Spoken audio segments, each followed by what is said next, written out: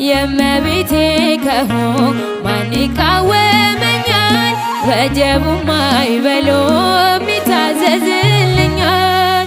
እርቤን አርቀሽ ነውሬን ሸፈንሽው እማ አምላክ ባንቺ መቼም አላፍር።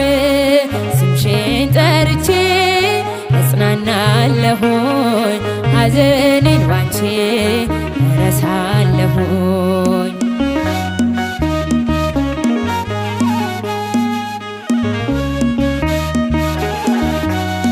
ወይን እኮ አልቋል የዶኪማስ ቤት ድንግል አማልጂኝ ነየኛ እመቤት። ስምሽ ሲጠራ በየቦታው ይሞላልና የጎደለው ግራ የገባው የቸገረው